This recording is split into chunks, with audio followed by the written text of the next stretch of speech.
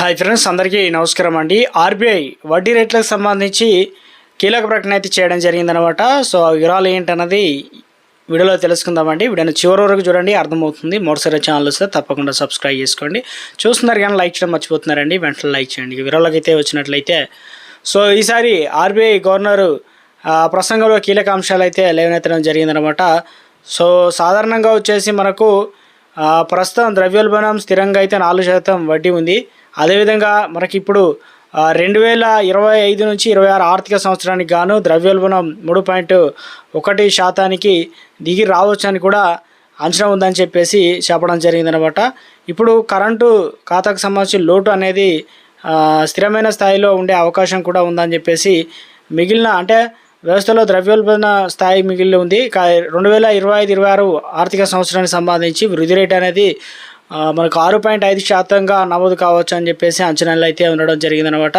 So మరొక అంశాన్ని ప్రస్తావించారు. ఇక్కడ బ్యాంకు లాకర్లో ఉంచినటువంటి వస్తువులు ఖాతాలకు సంబంధించి క్లెయిమ్ పరిష్కరించడానికి ఆర్బీఐ మనకు ప్రామాణీకరించనుందనమాట.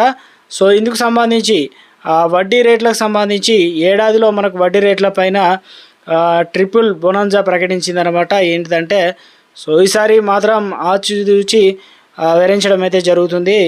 ఇప్పుడు ప్రస్తుతం అమెరికా అధ్యక్షుడు ట్రంప్ టారిఫ్ ప్రకటనల నేపథ్యంలో అంతర్జాతీయ పరిణామాలన్నింటినీ కూడా దృష్టిలో ఉంచుకొని వడ్డీ రేటును ఇప్పుడున్నటువంటి వడ్డీ రేటును ఇటు పెంచలేదు, తగ్గలేదు, యథావిధంగా 5.5% ఉంచిందనమాట. ఈ మేరకు మనకు గవర్నర్ సంజయ్ మల్హోత్రా అయితే బుధవారం అయితే ఇందుకు సంబంధించి కీలక ప్రకటన అయితే చేయడం జరిగిందనమాట.